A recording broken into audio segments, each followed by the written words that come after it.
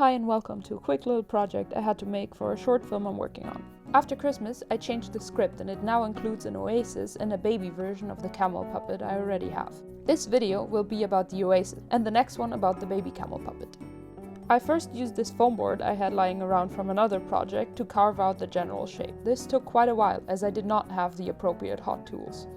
Once I was happy, I wanted to prime the surface, so I used some wood glue, mixed it with some water and used some ripped up toilet paper to basically paper mache the whole thing. Important to note here is that you should make sure that all the edges of the papers are ripped as to avoid harsh lines. The next step in this case is to cover the whole thing in sand, so it doesn't really matter. Next step, cover the whole thing in sand. I used metal sand I had stolen out of the garbage can from the metal workshop in uni.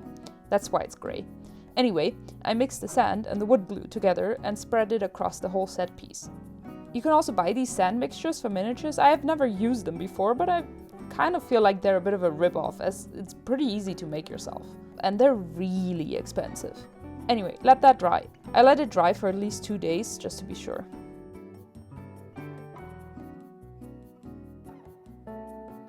You can mix in some bigger stones and pebbles for some added texture if you want to. I did not, but it is an option.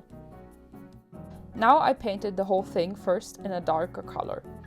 You don't really want to do a neat job here because nature is messy. Just like Caputo's relationship with water. 1 minute he can't get enough of it and the next he pulls this. Caputo, this is my bath. It's not yours. Why are you hiding in the shower? It's my bath.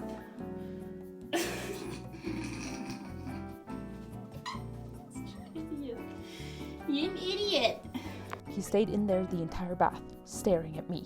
Anyway, where was I? My desert in the movie is kinda red, so that's what I'm painting it. I painted on top with a lighter color, brushing it with an almost dry brush, just to pick out some highlights. This is called dry brushing.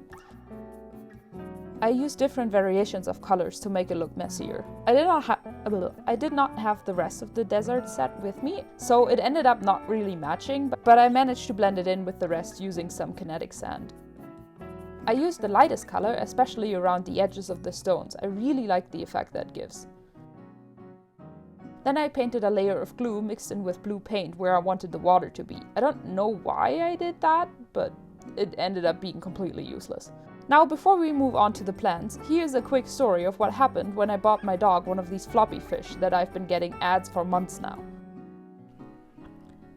The floppy fish I got for my dog for his adoption day anniversary was, contrary to the advertisement, clearly meant as a cat toy and therefore immediately broken.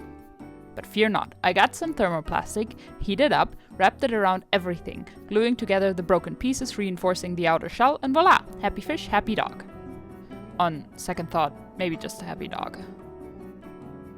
Okay, now back to making plants. I used this plastic farn I found at Tesco. I ripped them apart and arranged the leaves in the way the top of a palm tree looks like. I then wrapped the ends in some thread to keep everything in place. My assistant is wanting to join in on the fun. Now I grabbed some aluminum wire. It needed to be quite a bit longer than the planned length of the palm tree. You'll see why later. I then wrapped it around and in between the leaves to really anchor it to the head of the palm tree. Then I wrapped it back around the length of the tree and back up again. I repeated that step until I could hold the palm tree up from the end of the wire without it flopping over. Using a lot of hot glue, this was set in place. I made 3 of these fully grown trees and then 1 small one. For this, I cut a strip of this kids foam, triangles out of the top. I then hot glued all of those together, forming a dome shape at the top, where I then placed the palm tree head onto. I cut out a bunch of these little triangles with the top cut off. I used those to cover up all of the hot glue and wire in between the leaves. Then I added a bunch more of the foam to the bottom of the palm tree to give it more of a realistic shape, like this one. Now I took some wool and started wrapping it around the trunk, hot gluing it down as I went and adding some more of these triangle bits. I think on a real palm tree, these are the dried off old leaf stems. I'm not sure if they occur like this in nature or if that's the result of a gardener chopping them down, but whatever. I also used the same method to bedazzle the little chubby tree. This is so cute. Once that was done, I apparently forgot how dry brushing works and started by painting everything in a lighter color.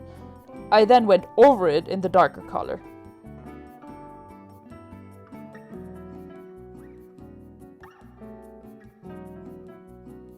I then dug a hole into the set at the spots where I wanted the palm trees to sit, and then stuffed them in there. This is why the wire needed to be longer than the palm trees, so that you could really anchor them in place. I dug little ditches for the wires to sit in, so that the whole thing could still rest flat on the ground, and hot glued everything down, which was kind of hard because the hot glue kept melting the foam. I went into my archives and dug out all the IKEA plants I still had left over from my jungle short film 6 years ago. I cut them up and glued them down, hoping no one would notice that this is very clearly rosemary. I then decided that I was in desperate need of miniature cacti, which I made by gluing pieces of foam together, rounding out the edges and sandwiching some wire in between.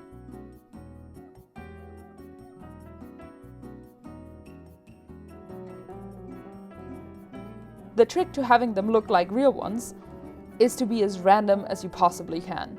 That is where the accuracy stops though, as I painted them in the entirely wrong color. Whatever, it looks better with the greens I already had going on. I now dotted on some spots because I didn't want to make them actually pointy. I guess you could use wire for that, but that was just an effort that was really not necessary. I then stuck them onto my set. This is what it looked like at this stage. It's definitely missing some greenery.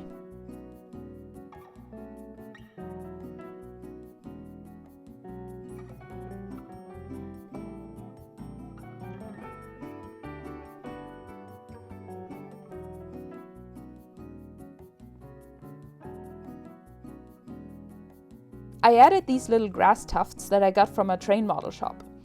Now I stippled on some more of the wood glue and sprinkled on the grass, also from the model shop. And now it's done. This is what it looks like in the film. I ended up using aluminum foil for the water. Because it reflects the blue screen I'm using as a backdrop, it's kind of uncanny on how much it looks like real water.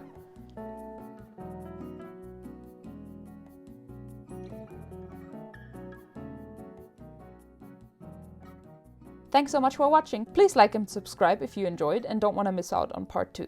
Bye!